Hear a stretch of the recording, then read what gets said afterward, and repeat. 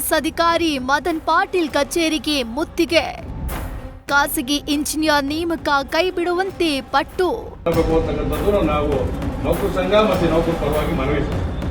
ನಾಲ್ಕು ದಿಕ್ಕಿನಿಂದಲೂ ಮುತ್ತಿಗೆ, ಚರ್ಚೆ, ಸಿಟ್ಟು, ಆಕ್ರೋಶ. ಇದು ಕೆಎಎಸ್ ಅಧಿಕಾರಿ ಮದನ್ ಪಾಟೀಲ್ ಮತ್ತು ಜಲಮಂಡಳಿ ಸಿಬ್ಬಂದಿ ಮಧ್ಯೆ ನಡೆದಿರೋ ಖಾಸಗಿ ಮಾಫಿಯಾದ ಮುಂದುವರೆದ ಭಾಗ. ಪ್ರತಿನಿತ್ಯ ಜನರಿಗೆ ಅಗತ್ಯ ಸೇವೆ ನೀಡುತ್ತಿದ್ದ ಜಲಮಂಡಳಿ ಸಿಬ್ಬಂದಿ ಈಗ ದಿಢೀರಂತ ಸಿಡಿದೇಳ್ತಿದ್ದಾರೆ. ಸಭೆ ಮೇಲೆ ಸಭೆಗಳನ್ನ ಮಾಡ್ತಾ ಕಿಡಿಕಾರ್ತಿದ್ದಾರೆ.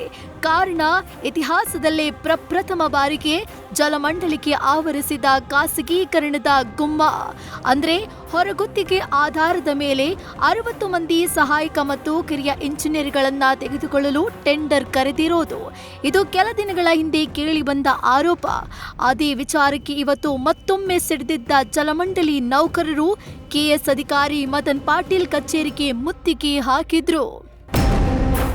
ಅಂದಹಾಗೆ ಜಲಮಂಡಳಿಗೆ ಹೊರಗುತ್ತಿಗೆ ಆಧಾರದ ಮೇಲೆ 60 ಮಂದಿ ಸಹಾಯಕ ಮತ್ತು ಕಿರಿಯ ಇಂಜಿನಿಯರ್ಗಳ ನೇಮಕವನ್ನ ಎಲ್ಲಾ ನೌಕರರು ಖಂಡಿಸಿದ್ದಾರೆ. ಸರ್ಕಾರ ಮತ್ತು ಅಧ್ಯಕ್ಷ ರಾಮ್ ಪ್ರಸಾದ್ ಮನೋಹರ್ ಅವರ ಏಕಪಕ್ಷೀಯ ನಿರ್ಧಾರ ಅಂತ ಆಕ್ರೋಶ ಹೊರಹಾಕಿದ್ರು. ನಿಗಮದಲ್ಲೇ ಬಹಳಷ್ಟು ಮಂದಿ ನೌಕರರು ಡಿಪ್ಲೊಮಾ ಮತ್ತು ಇಂಜಿನಿಯರಿಂಗ್ ಮಾಡಿರುವ ನೌಕರರಿದ್ದಾರೆ. ಅವರನ್ನೇ ಬಳಸಿಕೊಳ್ಳುವ ಬದಲು ಖಾಸಗೀಕರಣಕ್ಕೆ ಮುಂದಾಗಿದ್ದಾರೆ ಅಂತ ಜಲಮಂಡಳಿ ನೌಕರರ ಸಂಘ ವಿರೋಧಿಸುತ್ತಿದೆ. ಆದರೂ ಖಾಸಗಿ ಇಂಜಿನಿಯರ್ಗಳ ನೇಮಕಕ್ಕೆ ಜಲಮಂಡಳಿ ಮುಂದಾಗಿದೆ.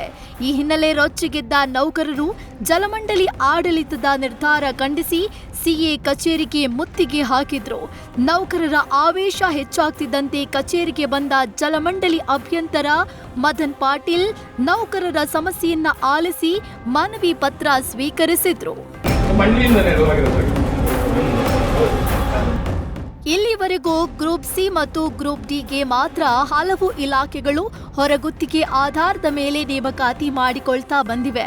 ಆದರೆ ಯಾವುದೇ ಸ್ಪರ್ಧಾತ್ಮಕ ಪರೀಕ್ಷೆ ಇಲ್ಲದೆ ಗ್ರೂಪ್ ಬಿ ಹಂತದ ಹುದ್ದೆಗಳನ್ನು ಹೊರಗುತ್ತಿಗೆ ಆಧಾರದ ಮೇಲೆ ನೇಮಕಾತಿಗೆ ಮುಂದಾಗಿರೋ ಜಲಮಂಡಳಿಯಲ್ಲಿ ಈಗ ಖಾಸಗೀಕರಣದ ಆತಂಕ ಆವರಿಸಿದೆ.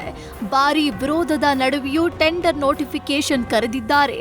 ಅದರ ಮೊದಲ ಭಾಗವಾಗಿ ಇವತ್ತು ಮುತ್ತಿಗೆ ಬಿಸಿ ಮುಟ್ಟಿದೆ.